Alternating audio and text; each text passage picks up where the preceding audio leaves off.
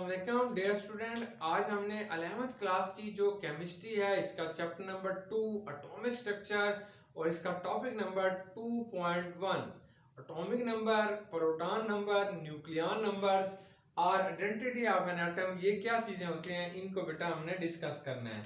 इसको डिस्कस करने से पहले इन चीज़ों का या इन प्रॉपर्टीज़ का मोज़ले के साथ एक अहम रिलेशनशिप है।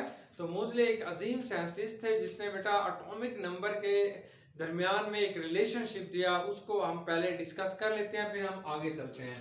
तो ये बच्चों 1895 की बात है कि 1895 के अंदर एक शख्स थे रॉडजन।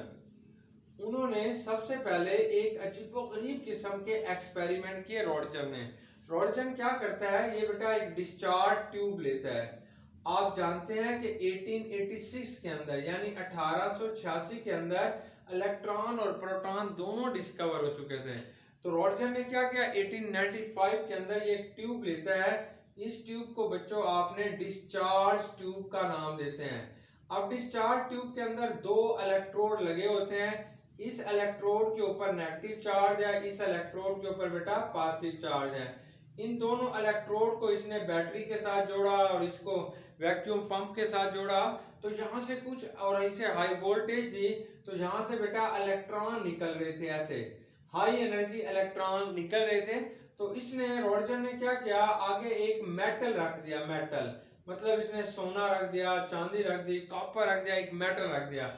जब ये रेज यानी कैथोड जाके इसके साथ टकराती हैं, ये रेज कैथोड रेज और इलेक्ट्रॉन सेम चीज है, क्योंकि ये कैथोड से निकल रही है, तो शुरू में इन्हें कैथोड रेज का नाम दिया था। तो जब ये बेटा इलेक्ट्रॉन इस मेटल टॉर्कर के साथ जाके टकराते हैं, तो यहाँ से कुछ हाई एनर्जी रेज निकलती हैं। हाई एनर्जी रेज, ये जो हाई एनर्जी रेज बेटा यहाँ से इमिट हो रही हैं, these are known as X rays, इनको एक्स रेज कहते हैं। तो शुरू में रॉडजन बड़ा खुश हुआ कि जब कैथोड शुआओं की इसने टक्कर लगाई किसी भी मेटल के साथ, तो उस मेटल के अंदर से हाई एनर्जी इलेक्ट्रोमैग्नेटिक रेडिएशंस निकलना शुरू हो गई। तो ये भागम भाग अपने दोस्तों के पास गया, अपने रिसर्चर्स के पास गया और उन्हें जाके इसने बताया कि मैंने कुछ नई शुआएं डिस्कवर कर आया हूं जो कि मेटल्स के अंदर से निकल रही है। तो दोस्तों ने पूछा, भाई बता क्या निकाल के ले आया है, क्या चीज है वो। तो इस शख्स को इस चीज का नहीं पता था। इसने कहा कि मुझे नहीं पता, लेकिन वो है rays. He called them X rays, इसने उनको कहा कि वो एक्स रेज हैं। एक्स का लफ्ज हम आमतौर पर मैथमेटिक्स के लिए उन चीजों के लिए इस्तेमाल करते हैं जो नाम मालूम हो। तो ये एक्स रेज इसने इसका नाम रखा। बाद में बेटा ये वही एक्स रेज हैं जो हम आमतौर पर एक्सरे करवाते हैं। तो एक्सरेज के बाद एक फिल्म के ऊपर हमें एक तस्वीर मिलती है, उसे हम एक्सरे कहते हैं। तो बाद में ये जो एक्सरेज हैं इनकी तमाम प्रॉपर्टीज को डिस्कस कर लिया गया, लेकिन रॉडजन का रखा हुआ ये नाम जो था ये इतना जबरदस्त था कि आज भी बच्चों आप इसे एक्सरेज ही कहते हैं। अब फिर 1913 का जमाना आ जाता है, 1913 का जमाना आता है जो कि मोज़ले का जमाना आता है। मोज़ले क्या करता है, इस सारे काम को बेटा सिस्टमेटिक तरीके से स्टडी करता है। Systematic and comprehensive, systematic and comprehensive study करता है। कंप्रीहेंसिव स्टडी करता है बेटा। क्या स्टडी करता है, कंप्रीहेंसिव मतलब यह है कि ये जो मेटल होता है ये चेंज करता रहता है और इसको बड़ी तफसील के साथ शुरू करता है। इसने सबसे पहला जो मेटल इस्तेमाल किया था वो एल्यूमिनियम था। एल्यूमिनियम से लेकर सोने चांदी तक तकरीबन बेटा इसने 38 एलिमेंट जो है वो अपने एक्सपेरिमेंट के अंदर यूज किए। और इसके एक्सपेरिमेंट के बाद यहाँ से एक्सरेज पैदा होते थे। जब ये इलेक्ट्रॉन इस मेटल टॉर्कर के साथ जाके टकराते थे तो यहाँ से बेटा एक्सरेज निकलते थे। तो इसकी बात भी यही है कि व्हेन इलेक्ट्रॉन्स आर बम्बार्डेड, जब इलेक्ट्रॉन को बेटा किसी मेटल के साथ जाके टक्कर लगाते हैं तो इस मेटल के अंदर से एक्सरेज निकलती हैं। अब एक्सरेज और इस मेटल के दरमियान में जो इसने रिलेशनशिप बताई वो उसकी फ्रीक्वेंसी और एटॉमिक नंबर के दरमियान में रिलेशनशिप देता है। ये जो बेटा एक्सरेज निकल रही होती हैं ये इनकी फ्रीक्वेंसी के बारे में बताता है। फ्रीक्वेंसी, फ्रीक्वेंसी क्या होती है कि number of waves passing through a point in 1 second, कि ये आपके पास एक पॉइंट है, इस पॉइंट में से 1 सेकंड में जितनी वेव्स निकल जाती हैं या गुजर जाती हैं इसे फ्रीक्वेंसी कहते हैं। तो इसने कहा कि कितनी फ्रीक्वेंसी वाली एक्सरेज पैदा हो रही हैं और इस मेटल का जो एटॉमिक नंबर है उसका आपस में क्या रिलेशनशिप है। ये जो एटॉमिक नंबर होगा इसे बेटा आपने Z से लिखते हैं।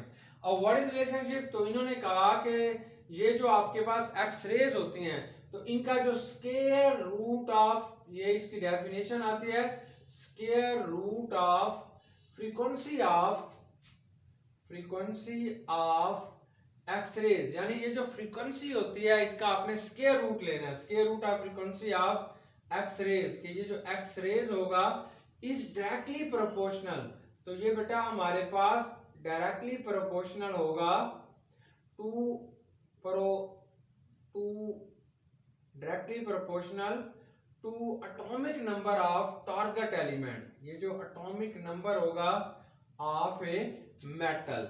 तो इसकी डेफिनेशन को बच्चों समझो, बड़ी मजे की बताता है कि square root of frequency of X rays, ये जो एक्स रेज निकल रही है इनकी जो फ्रीक्वेंसी है इसका आपने स्क्वायर रूट ले लेना है, वो जो है वो उस मेटल के एटॉमिक नंबर के डायरेक्टली प्रोपोर्शनल होगा। मैथमेटिक ऐसे लिखेंगे कि ये आपके पास फ्रीक्वेंसी है, इसे आपने बेटा म्यू से लिखते हैं, तो ये इसका अंडर रूट ले लें, इसे square root of frequency of X rays is directly proportional to the atomic number of an element. तो ये आपके पास बेटा एमसीक्यूज भी आ सकता है, ये शॉर्ट क्वेश्चन में आएगा। तो मोजले ने सबसे पहले ये बात निकाली कि ये जो एलिमेंट होते हैं इनके ये जो बेटा एटॉमिक नंबर होगा, इसने ये बात बताई कि ये जो आपके पास एटॉमिक नंबर होता है is a fundamental property of an atom, fundamental property of an atom, कि एक एटम की जो बुनियादी जरूरत होती है या एक एटम की जो बुनियादी किस्म की खसूसियात होती है वो एटॉमिक नंबर होगा, वो हमारे पास जो होगा वो बेटा क्या होगा, एटॉमिक नंबर होगा। तो फिर यहां से पता चला कि अगर एलिमेंट्स की जो इंपॉर्टेंट प्रॉपर्टीज होती हैं, जो उसकी तमाम खसूसियात होती हैं वो उसके एटॉमिक नंबर पे डिपेंड करती हैं, एटॉमिक मास पे डिपेंड नहीं करती। तो फिर बेटा ये जो एटॉमिक नंबर होता है that is also known as a proton number, atomic number को ही बेटा प्रोटॉन नंबर भी कहते हैं। अब हम देखते हैं कि एटम की स्ट्रक्चर होती कैसे है। तो एटम बेटा इसको हम गोल तस्वर करते हैं, तो एटम के जो दरमियान वाला हिस्सा होता है इसे आप न्यूक्लियस कहते हैं, सेंटर वाला हिस्सा, इसके आसपास ये एनर्जी लेवल होते हैं, इन एनर्जी लेवल के अंदर बच्चों इलेक्ट्रॉन पाए जाते हैं, इलेक्ट्रॉन। अब ये जो न्यूक्लियस होगा इसके अंदर दो चीजें होती हैं, एक प्रोटॉन होता है और एक बेटा न्यूट्रॉन होता है, इसके अलावा बाकी जितने भी सब एटॉमिक पार्टिकल हैं वो सारे के सारे न्यूक्लियस के अंदर पाए जाते हैं। ये जो न्यूक्लियस वाला हिस्सा होगा that is called nuclear part, इसे आपने न्यूक्लियर पार्ट कहते हैं। ये जो इलेक्ट्रॉन होते हैं ये न्यूक्लियस के अंदर नहीं पाए जाते, ये न्यूक्लियस के बाहर पाए जाते हैं, इसे नॉन न्यूक्लियर पार्ट का नाम भी देते हैं कि ये न्यूक्लियस के अंदर नहीं पाए जाते हैं। और व्हाट इज प्रोटॉन, के न्यूक्लियस के अंदर जितने प्रोटॉन नंबर क्या होगा, न्यूक्लियस के अंदर बेटा जितने प्रोटॉन पाए जाते हैं that is known as a proton number. तो अब आप इसे डिफाइन करते हैं कि total number of proton, total number of proton, कि प्रोटॉन की जो टोटल तादाद होगी, total number of proton present in an atom, present in an element, कि किसी भी एलिमेंट के अंदर जो टोटल प्रोटॉन मौजूद होंगे इस कॉल्ड प्रोटॉन नंबर। तो इसे बेटा आपने प्रोटॉन नंबर कहते हैं, किसी भी एटम के अंदर जो प्रोटॉन की टोटल तादाद होती है that is known as a proton number. ये जो प्रोटॉन नंबर होगा it is denoted by Z, ये बेटा जो प्रोटॉन नंबर होता है इसे आपने जेड से जाहिर करते हैं।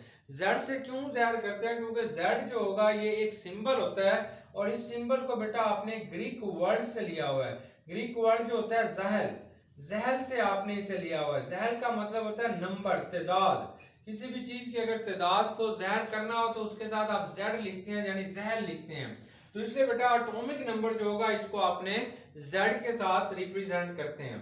अब जो दूसरी आपके पास इंपॉर्टेंट चीज आ जाती है उसे हम कहते हैं न्यूक्लियॉन नंबर, कि न्यूक्लियॉन नंबर क्या होगा। Nucleon number is also known as a mass number, यानी ये जो न्यूक्लियस है इसके अंदर मौजूद जो प्रोटॉन और न्यूट्रॉन की टोटल तादाद होती है that is known as a nucleon number.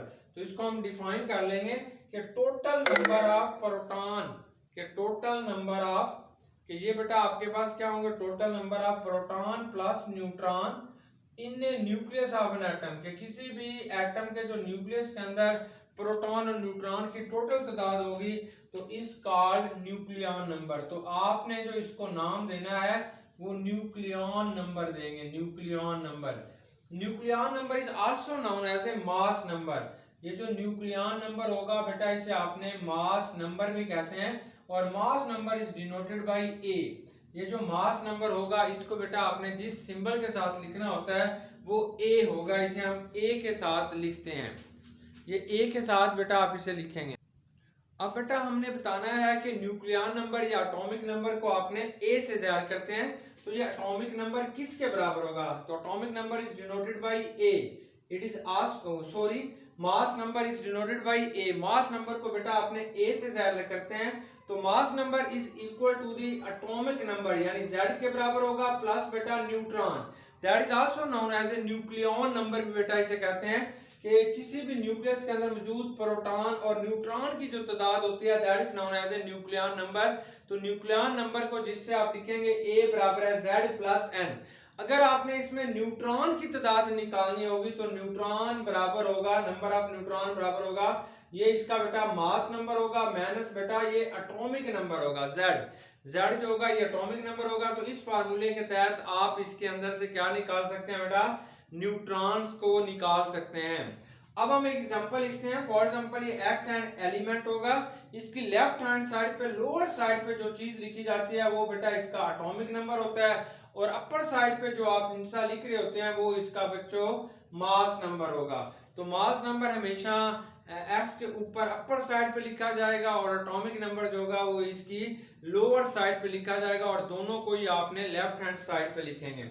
अब हमारे पास एक एग्जांपल आ रही है एल्यूमिनियम की। फॉर एग्जांपल हमारे पास एक एलिमेंट है बेटा एल्यूमिनियम, तो आप बताओगे कि इसका मास नंबर क्या है, इसमें इलेक्ट्रॉन कितने हैं, प्रोटॉन कितने हैं और न्यूट्रॉन कितने हैं। ये जो एल्यूमिनियम है बेटा इसका एटॉमिक नंबर 13 है और इसका मास नंबर बेटा 27 है। अब आप बताओगे इसमें कितने इलेक्ट्रॉन, कितने प्रोटॉन और कितने न्यूट्रॉन है। तो आपने ये इलेक्ट्रॉन बता देने हैं, ये प्रोटॉन है बेटा, ये आपके पास क्या आ जाएगा? न्यूट्रॉन है। तो आपने देखें ये जो आपने नीचे लिखते हैं लोअर साइड पे लेफ्ट हैंड साइड पे, यही इसके अंदर नंबर ऑफ इलेक्ट्रॉन होंगे, यही बेटा इसके अंदर नंबर ऑफ प्रोटॉन होंगे। ये 13 है, तो आप बताओगे कि इसमें 13 इलेक्ट्रॉन है, उतने ही प्रोटॉन होंगे। अब न्यूट्रॉन कितने होंगे? तो न्यूट्रॉन निकालेंगे 27 माइनस 13, तो ये 14 आ जाएगा। तो आप बताएंगे बेटा कि ये जो एल्यूमिनियम है इसके अंदर हमारे पास 13 इलेक्ट्रॉन है, 13 प्रोटॉन है और 14 क्या होंगे? न्यूट्रॉन है। अब इसने दूसरी एग्जांपल जो बेटा दिया है वो क्लोरीन की है, 17 और 35। अब जो नीचे आपने लिखा हुआ है that is the atomic number, तो atomic number represent the number of proton as well as electron. जो न्यूट्रल एटम होगा उसमें इलेक्ट्रॉन और प्रोटॉन की तादाद सेम होती है, तो ये इंडिकेट कर रहा है कि इसमें 17 इलेक्ट्रॉन है, 17 प्रोटॉन है। अब न्यूट्रॉन कितने होंगे? 35 माइनस 17, तो ये 18 आ जाएंगे। तो इस क्लोरीन के इस एटम में बेटा 18 जो होंगे वो न्यूट्रॉन होंगे। अब इसने हमें बताया कि अगर आपने किसी भी एलिमेंट के इलेक्ट्रॉन लॉस कर देते हैं, इसकी ऑक्सीडेशन स्टेट जमा में आ जाती है, मतलब जैसे Al पॉजिटिव 3 है तो आपने इसका बाकी सब कुछ वैसे लिखेंगे। अब ये बेटा हमारे पास ना इलेक्ट्रॉन है, ये प्रोटॉन है, ये न्यूट्रॉन है, बिल्कुल वैसे लिखोगे। अगर आपके पास कोई भी चीज पॉजिटिव में लिखी जा रही है तो इसका मतलब है इसमें से इतने इलेक्ट्रॉन कम हो जाएंगे लेकिन प्रोटॉन सेम रहेंगे। तो आपने इसमें से 3 इलेक्ट्रॉन निकाल दें तो 10 इलेक्ट्रॉन होंगे, 13 इसमें प्रोटॉन होंगे और 14 बेटा इसमें क्या होंगे? न्यूट्रॉन होंगे। मतलब यह है कि अगर कोई भी चीज पॉजिटिव में आ जाती है तो उसके अंदर से आपने उतने इलेक्ट्रॉन निकाल देने होते हैं। फॉर एग्जांपल जैसे आपके पास कोई और एलिमेंट आप लिख लेते हैं, जैसे सोडियम है, सोडियम का 11 और 23 है। अब इसके ऊपर आपने पॉजिटिव 1 लिख दिया तो इसका मतलब यही है कि इसके अंदर 10 इलेक्ट्रॉन होंगे, 11 बेटा इसके अंदर क्या होंगे? प्रोटॉन होंगे, और 12 जो होंगे वो इसके अंदर न्यूट्रॉन होंगे। अगर किसी चीज के ऊपर नेगेटिव लिखा जाता है तो इतने इलेक्ट्रॉन उसके अंदर बेटा ऐड हो जाते हैं। जैसे आपके पास ये ऑक्सीजन है, ये 16 बेटा ये 8 हो जाएगा। ऐसे बेटा आपके पास फास्फोरस है, इसका एटॉमिक नंबर 15 होता है और इसका जो मास नंबर है वो 31 होता है। अब बेटा सल्फर होगा, इसका एटॉमिक नंबर 16 होगा, मास नंबर इसका 32 होगा। अब आपने इनके सब के ना वो बना दें, इन सब को आपने बेटा जो है वो इसकी ऑक्सीडेशन स्टेट -2 कर दें। यहाँ पे -2 आएगा, ये ऑक्साइड्स बन जाएगा, ये -3 आ जाएगा, ये फास्फाइड बन जाएगा, और ये -2 आ जाएगा, ये बेटा सल्फाइड है। अब तीनों के ऊपर आपने -2 -3 और -2 लिख दिया, तो ये आपके पास इलेक्ट्रॉन है, प्रोटॉन है, और ये बेटा न्यूट्रॉन है। अब इसके अंदर आप बता सकते हैं कितने इलेक्ट्रॉन, कितने प्रोटॉन, कितने न्यूट्रॉन है। देखो जब 2 इसके अंदर ये ऐड हो जाएगा, इसका मतलब इसके अंदर 10 इलेक्ट्रॉन है, प्रोटॉन वही रहेंगे, और 16 में से 8 गया तो 8, तो 8 इसके अंदर न्यूट्रॉन है। अगर आप फास्फोरस में देखना चाहते हैं तो 3 इलेक्ट्रॉन इसमें ऐड हो गए तो 18 इलेक्ट्रॉन है, और प्रोटॉन बेटा वही रहेंगे, और इसमें 31 में से 15 निकाल दें तो ये आपके पास 16 इसके अंदर न्यूट्रॉन होंगे। इसमें से भी 2 ऐड कर दें तो 18 इसमें इलेक्ट्रॉन होंगे, और प्रोटॉन बेटा इसके अंदर 16 ही होंगे, और न्यूट्रॉन आपने निकाल देंगे 32 में से 16 तो ये भी 16 बच जाएगा। तो इस तरीके से ये इसके अंदर बेटा आपके पास इलेक्ट्रॉन, प्रोटॉन और न्यूट्रॉन की तादाद आप कैसे कैलकुलेट करते हैं, तो इस तरीके से आप कैलकुलेट करते हैं। यहाँ से आपके पास एक शॉर्ट क्वेश्चन आएगा। उम्मीद है कि आपको ये लेक्चर सही तरीके से समझ आ गया होगा। बेस्ट विशेस, गुड लक, अल्लाह हाफिज बच्चों।